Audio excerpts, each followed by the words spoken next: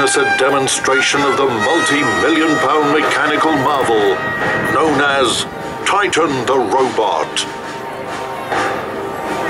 For anyone that has not seen this demonstration before, we must ask for everybody to listen to a few safety announcements before we begin. For this, I will need the assistance of our demonstrator for the day, Dave. Say hi, Dave. Dave will now show the correct safety distance required by making himself known. Don't milk it, Dave. Everybody must be stood at least this far away. Yes, that means you too, sir. Also, because of the nature of the demonstration, and for your own safety, everybody must stand up and remain standing throughout the show. In the case of an emergency, Dave will now show you the nearest exits, located here, here, and in this direction. In the event of any little accidents, please be aware of the nearest toilet located over there. Flash photography is permitted, although this has been known to cause temporary blindness and confusion to Titan's navigational systems. You have been warned. If everybody is ready, Dave will now begin the demonstration. Engaging larger-than-life voiceover character from the telly. Ladies and gentlemen, what lucky blighters you are! That's right, he's back for his second epic performance, but now in glorious 3D!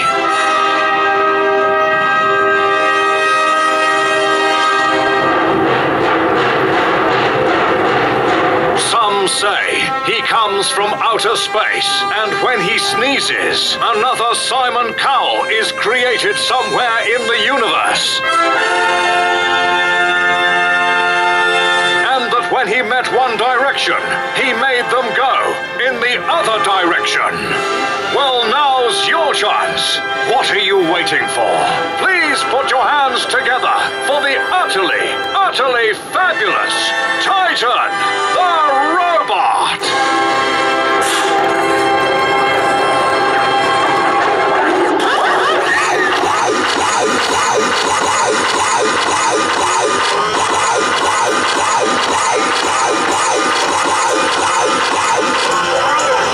Hello, ladies and gentlemen. I am Titan the Robot. Are you ready to rock? Let me hear ya! Game is on and Titan's here. There's nothing else but you to fear. Wave your arms, come over here, and scream. Here's my ideology, mechanical technology. Join in my robotology, my dear. Let me entertain you.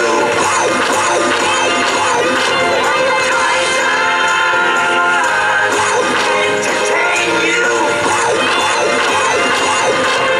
Look me up on my Twitter feed. There's always something cool to read. Titan's army's on the march. Oh yeah! I will be your cyber hero. I think using 1 and 0. I move using cards and compressed air. Come on, let me entertain you.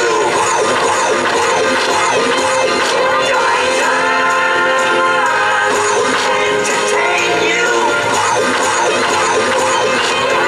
In the house from outer space. Titan the Robot in your face. It's a really big thrill for me to be here in this place. Oh, I love being in this place. This place is one of my favorite places to be.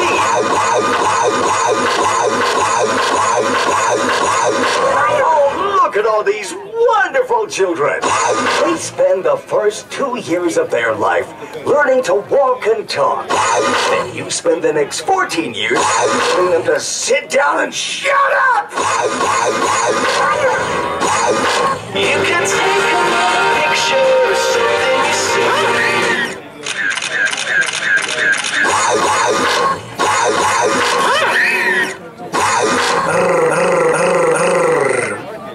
tiger, baby.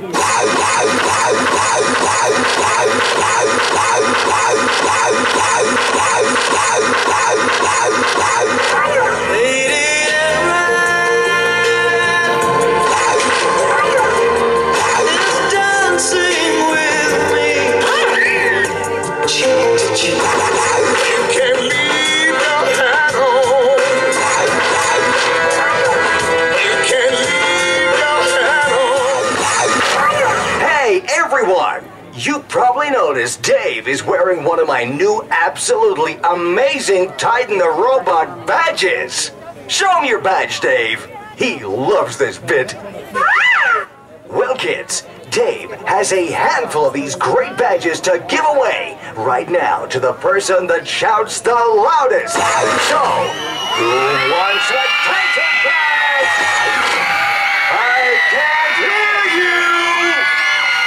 Okay, Dave, your mission is give out free Titan badges to loud shouty people. In 3, 2, 1, go! And he's off. Over there. What about that guy? And her. With him. Keep on shouting. That's it. Go, go, go! Gotta hurry. Who else wants a Titan badge? Badges are running out. But Dave, it's a mission impossible. Time's running out, Dave. 5, 4, 3, 2, 1. Stop the clock.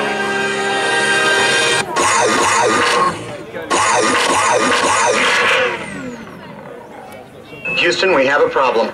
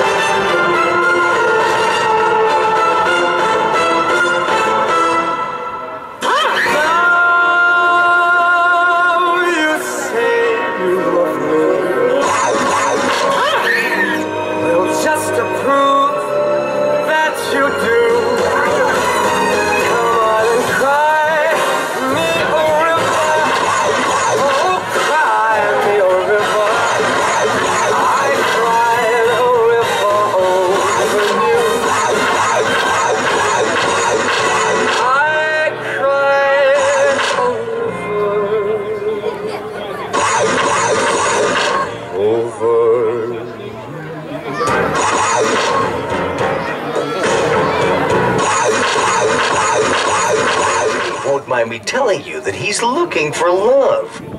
Aren't you, Dave?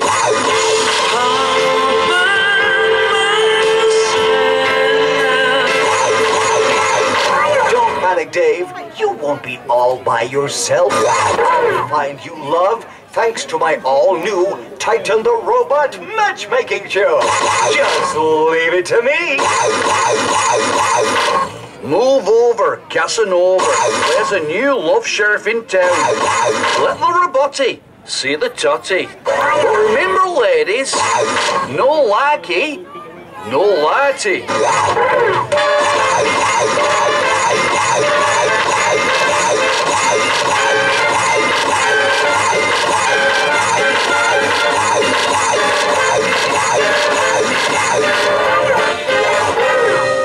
Hey, Dave! This young lady seems to be a perfect match. I'll just quickly scan her credentials. My, what delightful credentials. And now let's check the personality.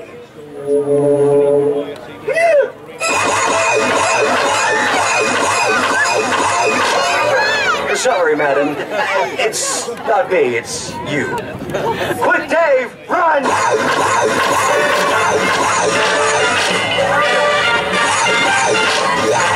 Stop everything! Hang on a minute. You look like the one. Hey, Dave, what do you think? Oh, I think he likes you. This could be it, Dave. You need to strike while the iron's hot. What are you gonna do, Dave? Oh, you're beautiful. You're beautiful.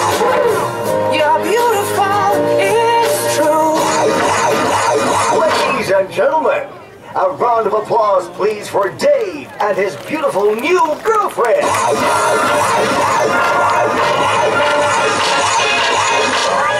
Gangnam Style. Oppa Gangnam Style. Gangnam Style. Oppa Gangnam Style. This afternoon, on a Friday afternoon. Gets him every time. Jibber jabber, crazy fool! Are you gonna meet my friend? Hey!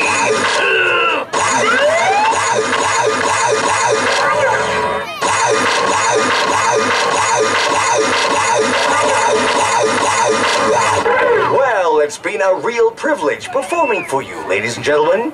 Dave and I would both like to thank you for being here today. Thank you for listening to us, and thank you for simply being you. If you love us half as much as we love you, then we love you twice as much as you love us. And now, from my beating robotic heart, this is for you. And now, the end is near. My battery's flat. Your ears are hurting. My friend, I've made it clear. Now you're all wet, 'cause I've been squirting. You've had a show that's full, and now I'm leaving for another galaxy. But more, much more than this, we did it Titan's way.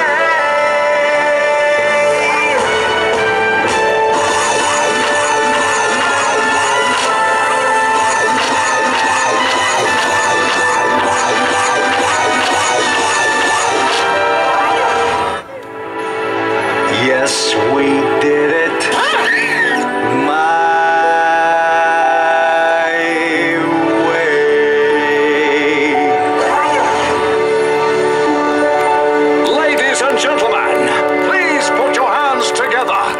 Utterly fabulous Titan, the robot! Hasta la vista, baby. Titan will be back. Initiating docking sequence.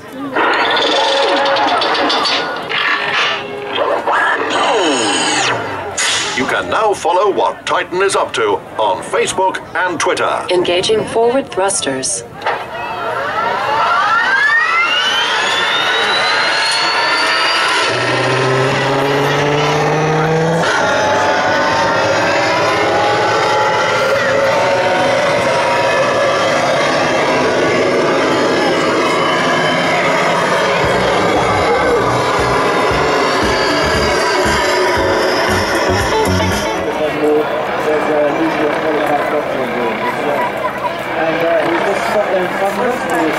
What he looks like. We'll be moving along the beach to make sure everybody gets a look at this aircraft.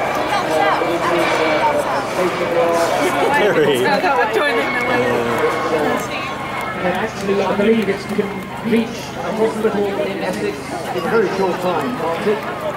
We're cutting over £1,000 a month to actually keep the helicopter going. So very much dependent on fundraising to keep the helicopter flying. So if you get around to merchandising down there, put it as an insurance policy.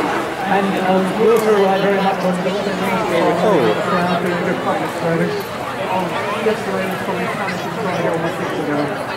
Again, some sort of window where I was able to go down. And it was quite windy yesterday, wasn't it? When you were sort of being blown around a bit on the end of the wing. Generally, you might work strongly and sort of help us out a little bit. The rotor washing the aircraft offers the people working well. Oh, I thought I got that right overhead, but I hadn't hit record. Sorry? I said I thought I got that right overhead, but I hadn't hit record. The wind picked up in the afternoon and went on, and wasn't quite so bad earlier on. So you can see there's just underneath where the helicopter is, we've got some smoke in the water there. The role of the RAF Seaking is search and rescue, so it's in which role, this one is the number 22 squadron at RAF Tutor, and the role is to provide a search and rescue capability 365 days a year, 7x24, for the down aircrew, but obviously also does take part in maritime rescues as well. So Mark, this was you yesterday. What's it like when you first touched the water? That's probably the first time you actually get some control. So as you can see, now the feet are in water, and you use the water to keep yourself basically forward. Generally, using the water, so you must be reminded now going to do anything that might anywhere above the water, which often goes flying up really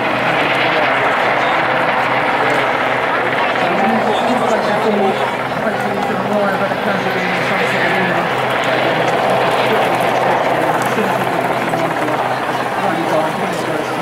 Get the pole down and you can be out of the water. Advice is anybody is in the unfortunate position of being in the in the first place, and lucky enough to be rescued by you. So you say just don't try and do anything to stay there. Is that right? So the idea that he wants to get hold of the shovel and start raising the precision and things like that. He wants to get them first time and give them going to the country around. He wants to get them as quick as possible, get them out, and then do his work after that. So the more you fight and try and fix what he's going to try and do, the longer it takes to get you out of it. And it seems to me that this is a difficult part of this now, because this is really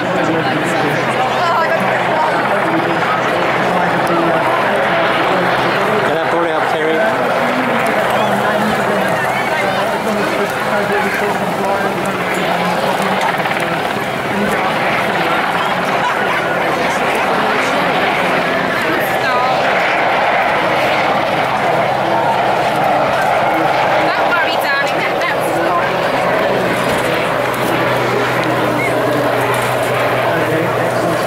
So we've got one casualty safety on board, and real life situation, if it's one person in the water, and the helicopter will now be heading off to take the casualty back to the base or to a hospital.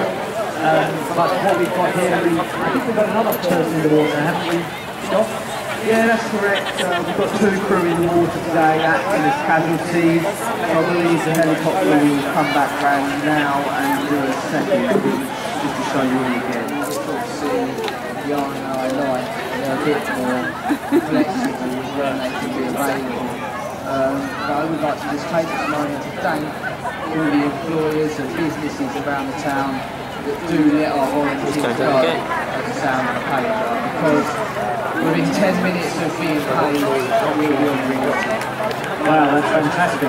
Now I can see that the boat's heading up now, so you're actually, your role is in the RNLIs as the helmsman, so have you done this yourself? Controllers of each of this capacity rescue. Yeah, I've done this many times.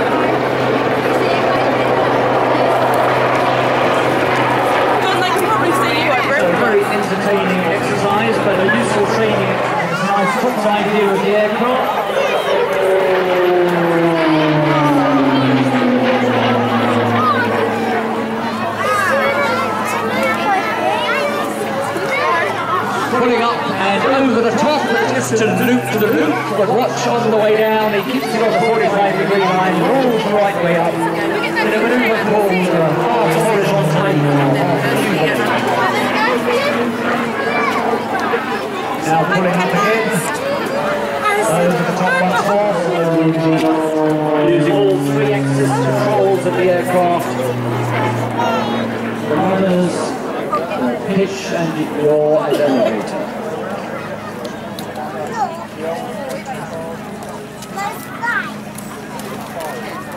Now as he pulls back into the centre, he'll present a hanging stall turn.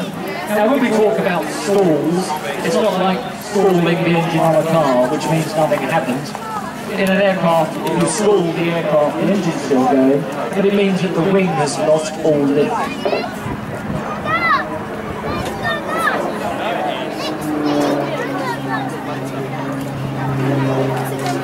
So coming up on the 45-degree angle, going sideways through the air now.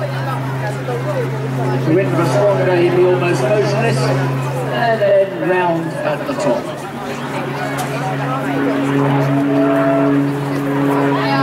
Dave has had an interesting RAF career. He started off as an RAF navigator, and then a high-speed spin. Just watch as the aircraft rotates rapidly. He says it's like having a picture postcard on the end of the electric drill and pressing the trigger.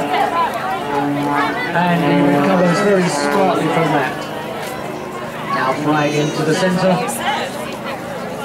And the things to look out for this aircraft is it's amazing tumbling manoeuvre. There we go. A succession of flick rolls.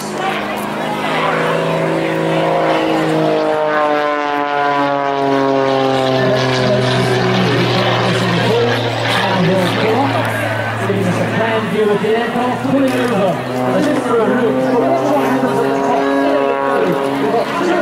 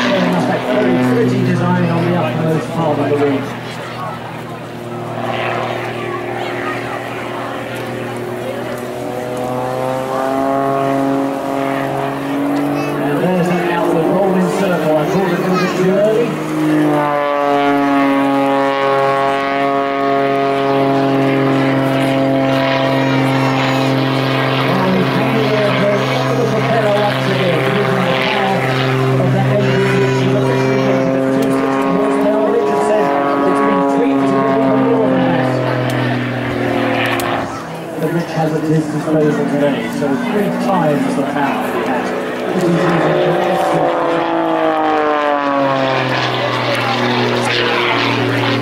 This aircraft is serial number 18 of only 30 such aircraft in existence. It was just hanging at the top there once again in a torque roll using the torque in that propeller to give the aircraft rolling.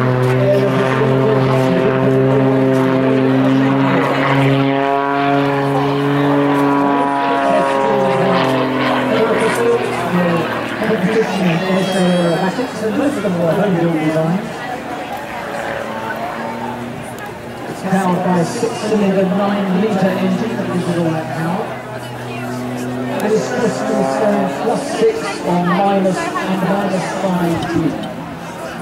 This particular model was built in 1981 for the Australian Aerobatic team. Rebuilt and extensively modified by the Whitney. Now when he's not destroying the pits, he's so this is not for anyone else.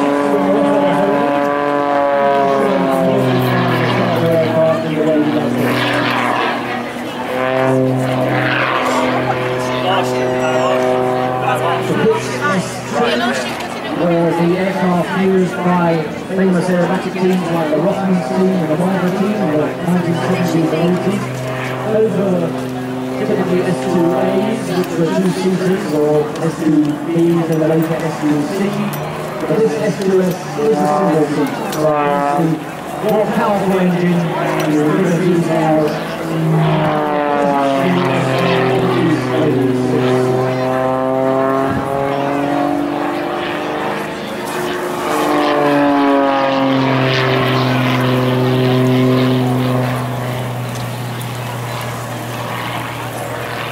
Richard's planning further modifications for the aircraft,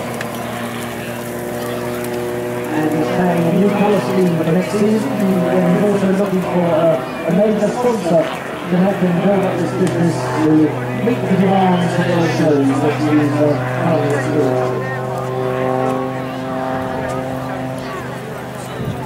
He'd like to thank his current sponsors, MT Propellers, CFS Aero, Spy Dynamics, Airflow Performance and JPI Instruments. And we thank Majesty and Patrick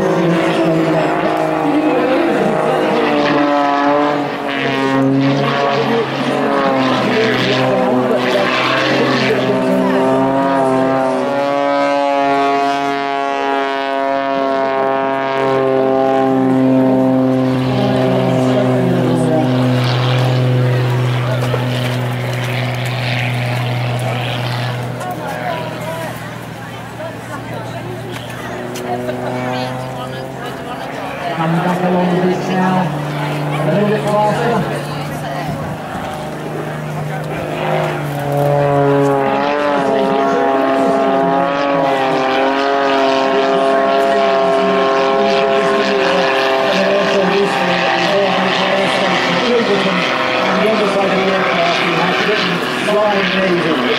Very well with the Royal Navy bar. Some of them coming that way round, normally the wingman who needs more power. He eventually needs to catch up with his leader, but I guess that Andy Priest, the tutor pilot, who just played here for us last year, is probably more tutor, probably a little bit more aerodynamic, lighter aircraft, mainly more of carbon fibre.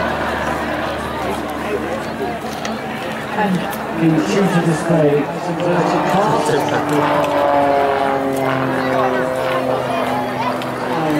The Battle of Britain Memorial Flight and the Canadian Lancasters.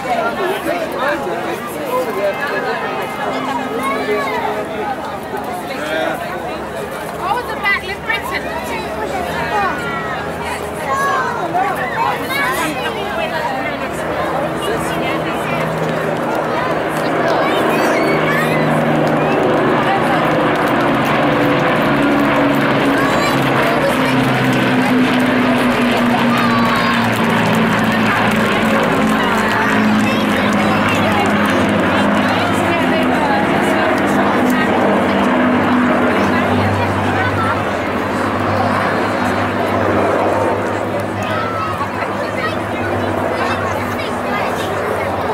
the motto of the Battle of Britain Memorial Flight is "Lest we forget." It originally formed in 1957 at the famous fighter station RAF Biggin Hill in Kent, and it was made up of 3 Spitfires. One of them, the Spitfire we'll be seeing displaying here. And then with the addition of the Hurricane to the flight was renamed the Battle of Britain Memorial Flight, and then it was given a Lancaster as well. There may well be many people in the crowd here today with family or friends who served in the Royal Air Force during the Second World War. I know there is somebody here today, one Jill Harris, whose father, Squadron Leader Bill Drinkle, DFC, was a guest of honour at the Clacton Air Show in the past. And we'd like to dedicate this flypast. He was a Lancaster captain in the Second World War, and we'd like to dedicate this flypast of the 2 Lancasters to his memory as he's recently passed away.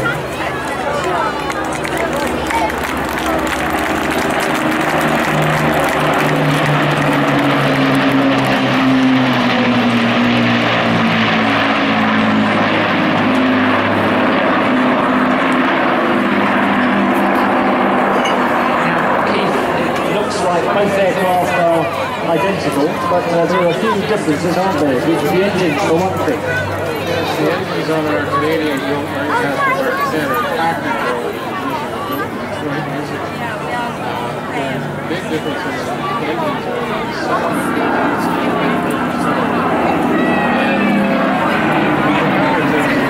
direction. Also, our mid-upper turret is an American Mark 254. A little bit further forward, straight ahead.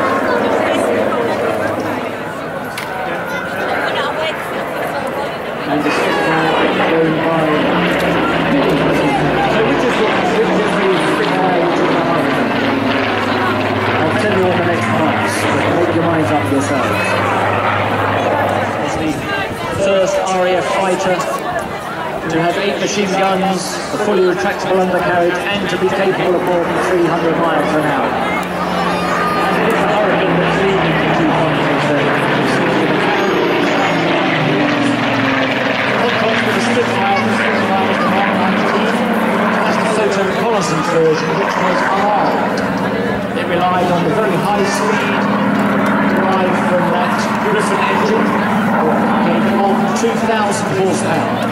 And allowed it to fly at very high altitude, up to 42,000 feet, taking photographs typically of what forces were arranged against the Allies or the results of bomb damage.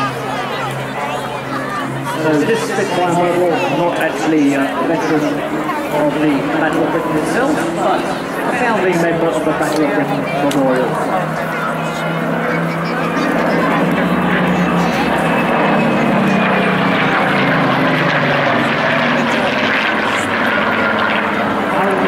In every theatre. The Spitfire itself was more numerous throughout the world, 14,500 Hurricanes produced, compared to just over 20,000 Spitfires for the RAF, and another couple of thousand for the Royal Navy. It's a real tribute to the designed by what was basically the same airframe. It would have, by the end of its career, an engine that had more than twice the fighters of the RAF beforehand. Wooden canvas, with the alloy.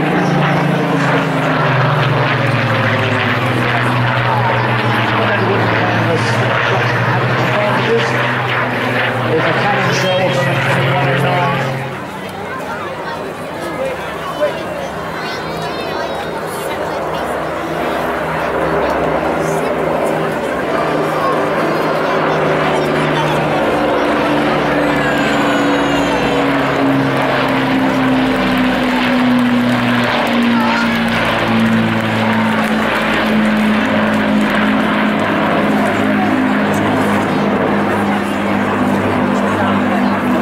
Side 18, I bet you don't get some sick of seeing that side. That kind of image never grows tired. It's an amazing to see the two aircraft flying together. Something none of us ever dreamed would be possible, and thankfully came together this year. And tell us about the background behind the naming of your aircraft. Our aircraft is known as the Minarsky Memorial Lancaster. It's dedicated to the memory of a Canadian air gunner by the name of Andrew Wingwalkers, who came from Winnipeg, Manitoba. On June 13th, 1944, Andrew's crew took off from what was the 13th Mission to attack a set of German rail yards near the French town of Cambrai. On their way to the target, the aircraft was attacked by a German night fighter, and 3 cannon shells struck the aircraft, one setting fire to a hydraulic line in the aft part of the fuselage. The rear gunner, Pat Wilson, was stuck in its turret, and while the captain gave the order to abandon the aircraft, Andrew went to aid his friend, and as a consequence of that, ended up catching fire. He managed to get out of the aircraft after a valiant effort to save his friend, but unfortunately, he made a very hard landing in France and died very shortly after as a result of his burn. Pat Wilson survived the aircraft crash.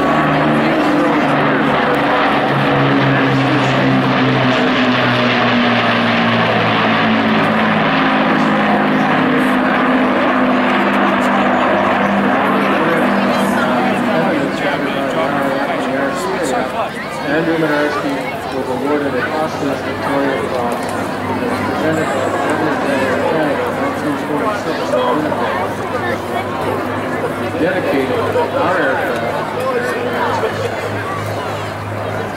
That's a real stirring story, and of course Andrew Minarsky, just one of the 55,000 plus young men of RAF Bomber Command who gave their lives, making the ultimate sacrifice in the Second World War.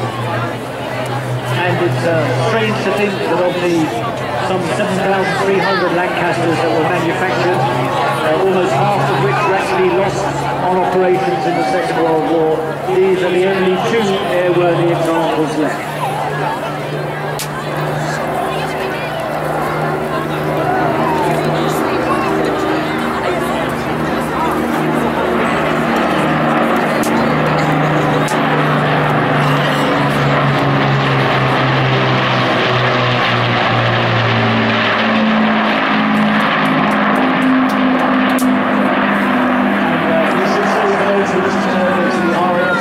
That's leading, and the Canadian Lancaster is second. Who's on board the Canadian Lancaster at the moment?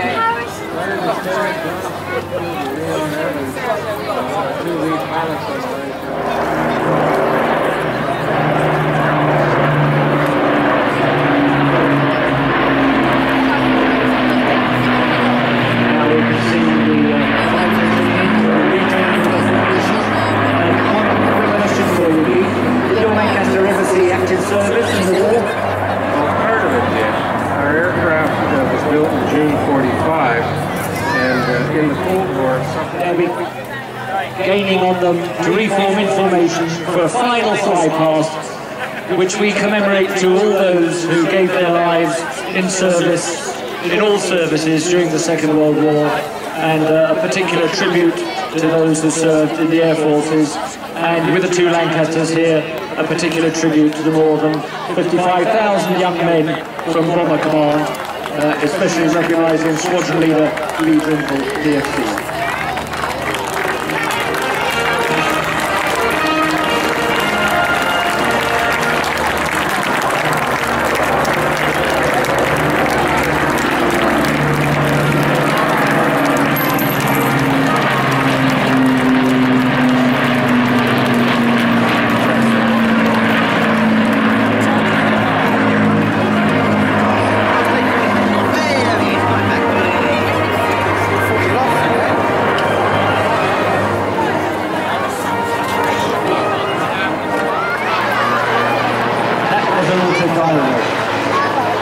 So is this. And as you'll see, it's highly manoeuvrable aircraft. Quite contrast to the display that we saw from the BDMF earlier on.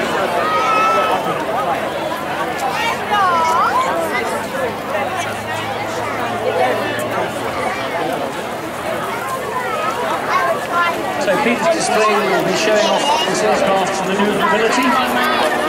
Got a great smoke system, so we won't lose track of it.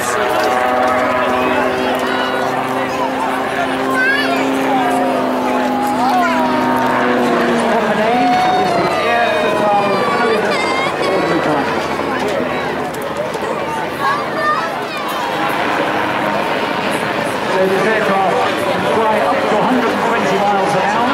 It normally cruises at 100 miles an hour. And if you saw the maneuver, it can fly as slow as 0 miles an hour. It can go sideways, it can go backwards. Highly moved microlights to twin-engine aircraft. By the look at this, he likes skiing as well, as he slaloms his way up the beach.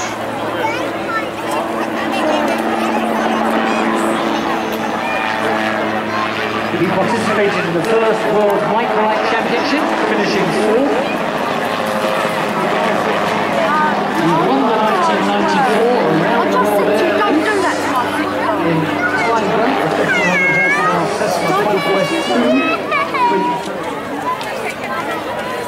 Autogyro were invented 20 years after the Wright brothers first flew, so 1923. By something called Clacton-on-Sea, and after departure from conventional fixed-wing aircraft in an attempt to invent an aircraft that couldn't stall.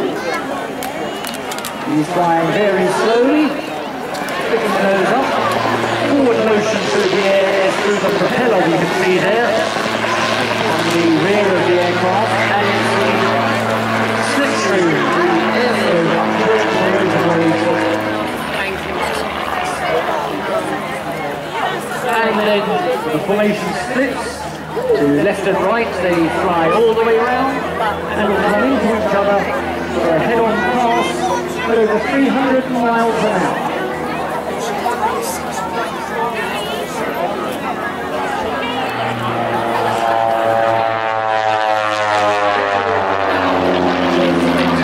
Pulling now vertically rolling, they'll fly away from us. To rejoin in formation. Come round the bend. Nice. Loop.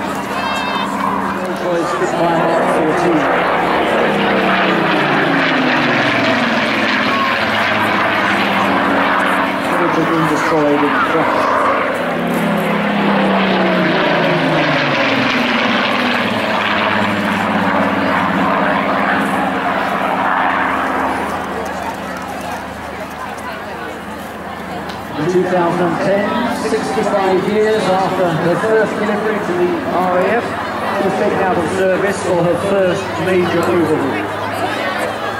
And her first flight after restoration was in October 2012, and she was delivered back to Rolls-Royce the following month. Unfortunately, her return to service was beset by an unfortunate accident in January 2013, when the undercarriage was inadvertently retracted while on the runway at East Midlands Airport.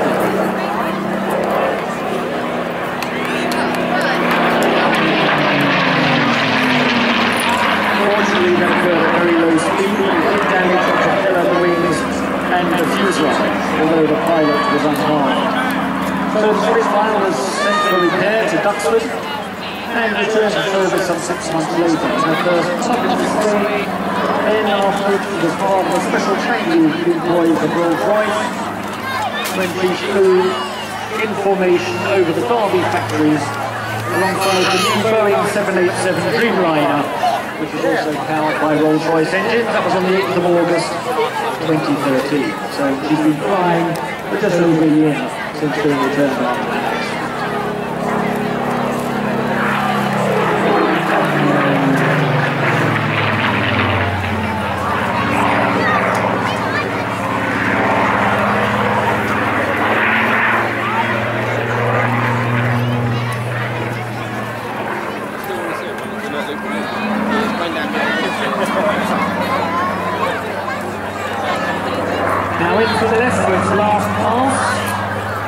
by Phil O'Dell, the chief test pilot, who's been with Rolls-Royce since 2001, after serving in the RAF for 18 years. A former Buccaneer pilot, so he's used to operating over the sea. Let's give Phil a wave as he comes in on his last fly pass. And he gives us a victory roll and final shoots right before the finish.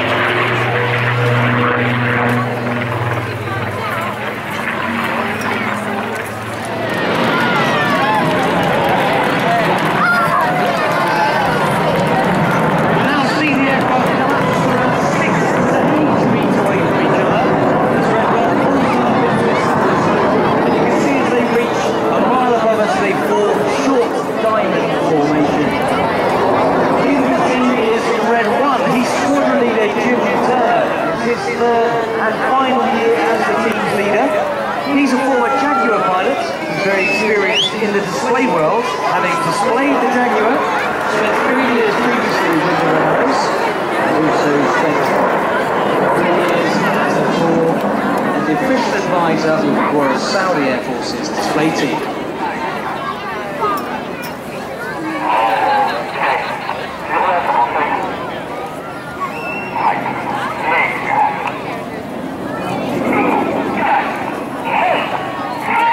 Smoke comes on, you hear Red soon acknowledge the move to the Eagle. They do so with very metronomic cadence in their voices. The idea being on the count of 4 in their heads, the pilots extend their air brakes. And on the count of 6, they retract their air brakes. And that enables the 3 aircraft on each wing to drop back in unison to form Eagle.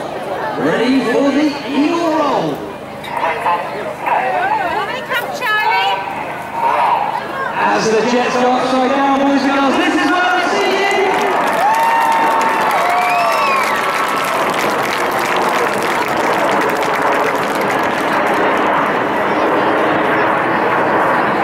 The Wingwalkers formed in 1964, ready for that first season in 1965. The aircraft they used was the Holland Gnat, and that was the advanced jet trainer in the Royal Air Force in that era. But it was sold to 19 countries across the world. In fact, yesterday was a very special anniversary for the Hawk. It was in fact the 40th anniversary of the Hawk's first flight. Now to the front, the smoke comes on as they reverse another shape. The Reds 4 and 5 have moved forward, and this is Flanker.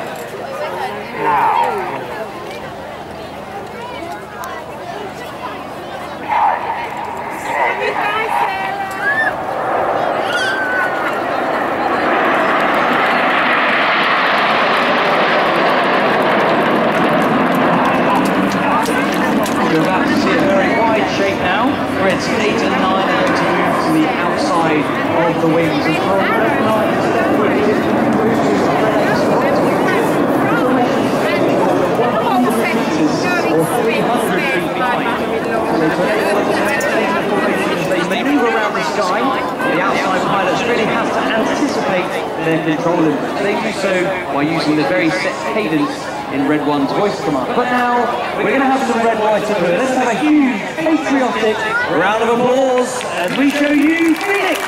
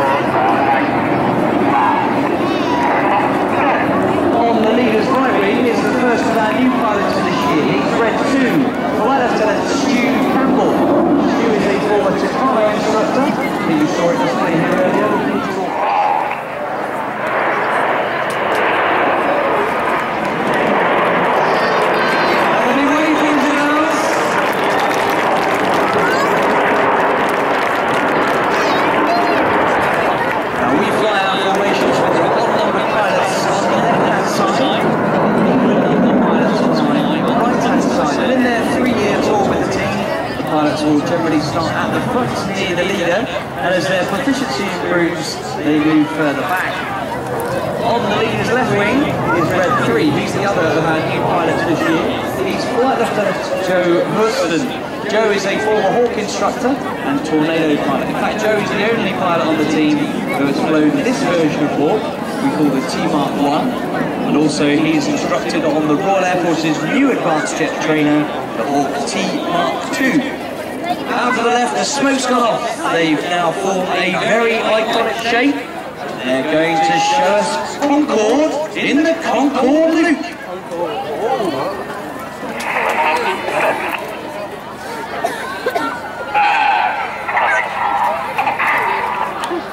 Pulling up at 400 miles an hour.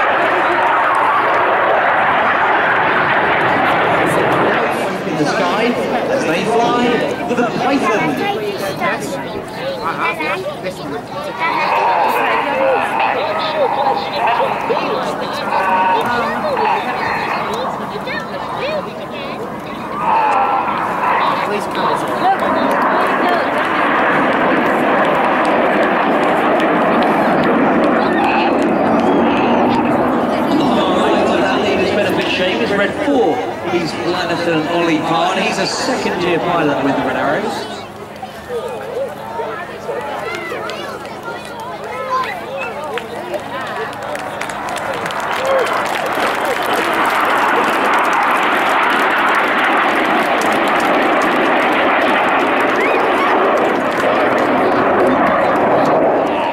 The inside pilots perform tight match rolls to the outside of the formation in the rollbacks.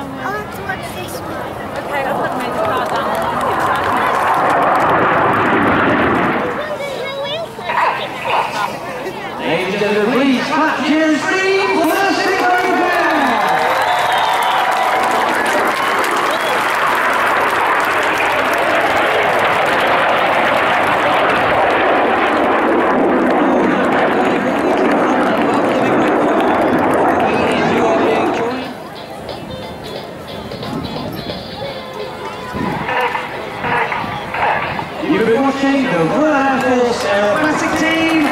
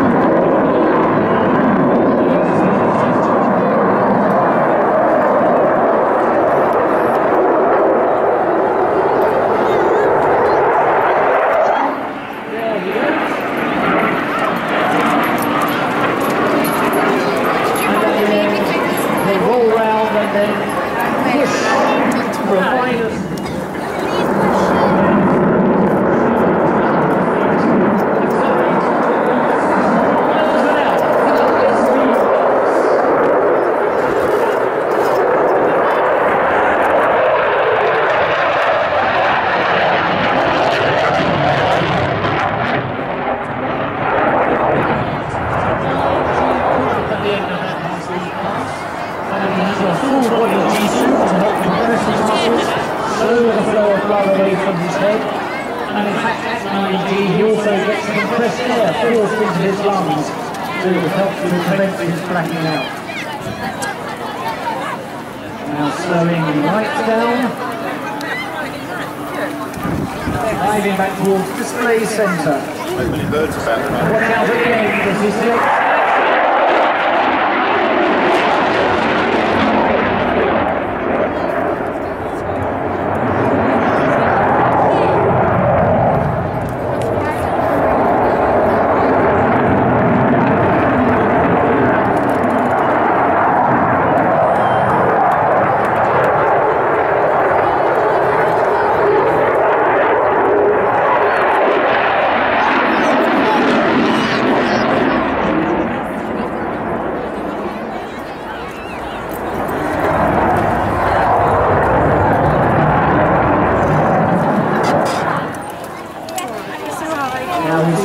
Characteristics of the aircraft. Now we're going to see the other end of his performance environment as he sets the aircraft up at about 120 miles an hour for a high angle of attack pass.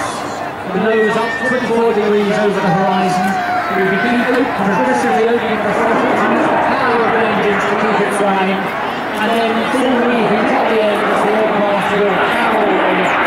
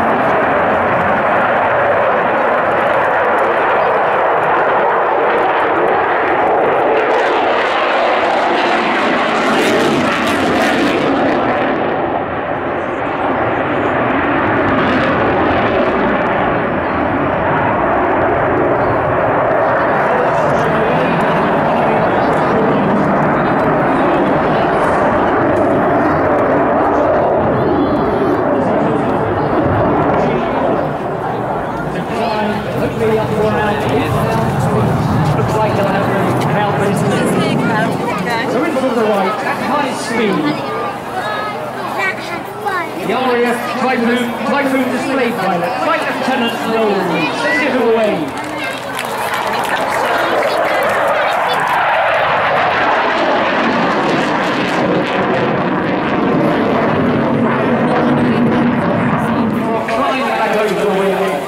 the final manoeuvre, the cockpit lady, where they stand on the top of the front cockpit. Two very different wingwalkers. Danny on the lead aircraft is in her 8th year, whereas Lydia on the second aircraft is in her 1st year, having joined the team in April. Smoke is on now as they're flying on the 45-degree angle. You can see the girls have got one leg up in the air, and they're waving, so they do wave back.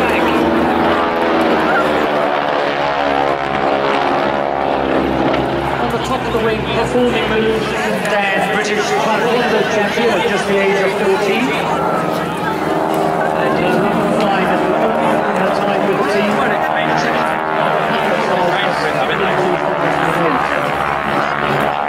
She particularly enjoys climbing around the aircraft during the display. And her favourite manoeuvre is the finale, the cockpit floor, where she stands on one leg in front of her pilot screen, halfway between the cockpit and the wing. The team knew what Lydia was made of during her audition flight because it was in the rain, but even that didn't put her off. And her love of speed and adrenaline sports was developed by horse riding throughout her childhood. And she will be upside down on Martin's aircraft during the mirror formation fly-past. Here they come, right up close, great photo opportunity, and also moving away. Megan not fully in front of the girls. Well, Martin Carrington may have started his association with aircraft at a very young age. He initially didn't get his pilot's license until he was 32. And he then developed his flying career by piloting a parachute jump aircraft in East Anglia. Here's a great photo opportunity.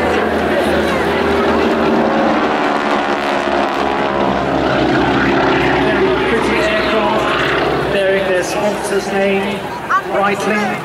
Breitling are the official supplier. Now here we have a manoeuvre called the roller coaster. Imagine you're on a roller coaster on rails. That's what it's like for the girls, but they're actually upside down. Can you see? There they are.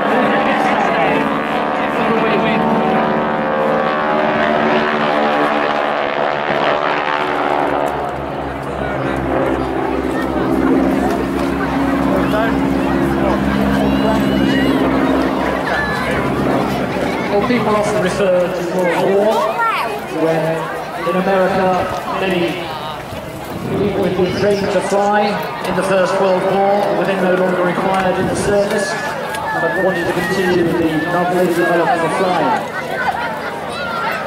Surplus aircraft were available. Look, you can see the girls are now lying parallel with the wing, taking full advantage of that swivelling rig.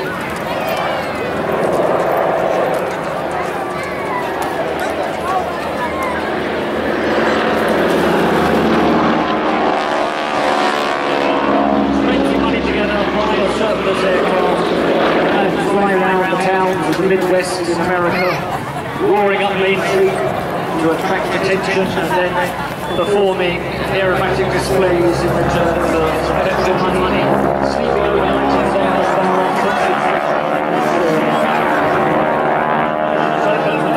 wife and girlfriends were encouraged to stand on top of the wing, climb around the aircraft, sort of things which aren't possible for health and safety reasons today. But with the wingwalkers here,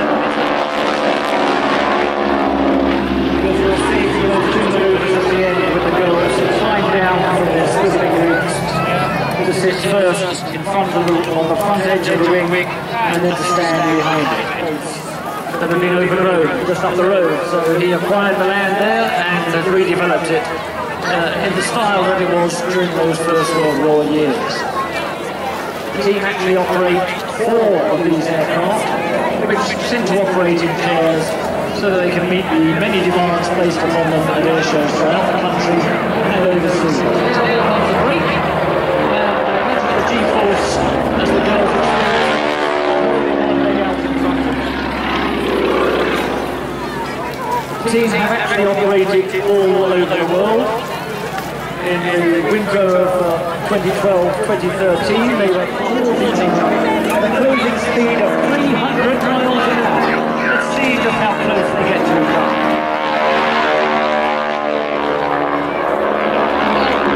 Really close. The girls can look at each other as they approach each other.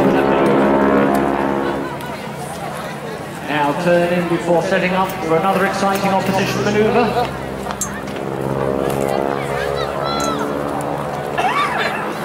This time they're going to cross as they fly in on the 45-degree line. This will be a great photo opportunity.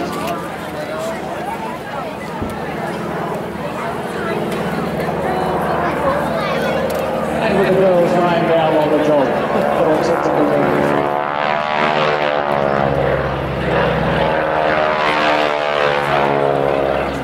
And the aircraft tend to get closer and closer with each opposition pass. Now the girls are back the right way up, but still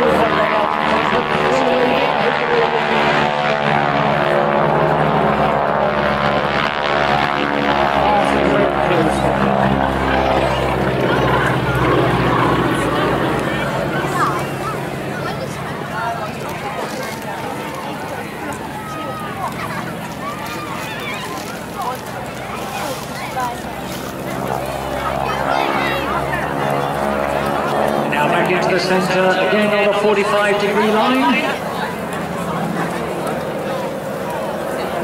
Laying down their own smoke screen in front of them.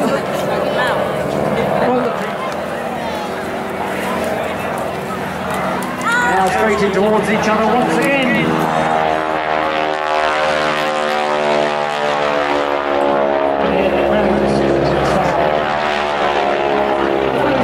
Was developed in the 1930s as a training aircraft used by the American Air Force as the cadet.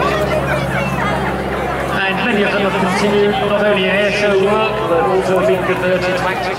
So all four wings have been fitted to give the aircraft an improved rate of roll.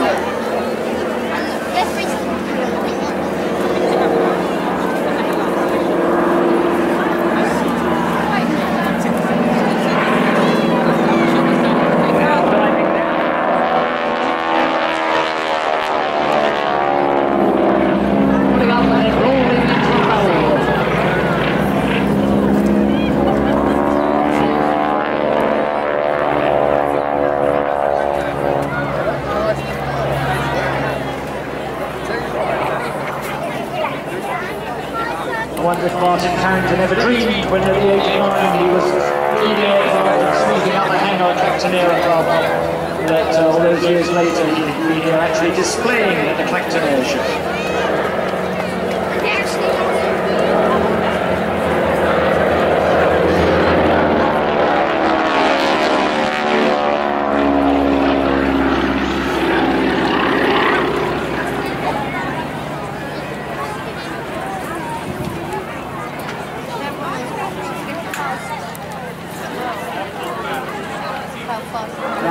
Close formation again. This time the girls have climbed down from their swiveling rigs and are actually sitting on the leading edge of each wing, just a few inches away from the propeller, to perform the Wind Rider.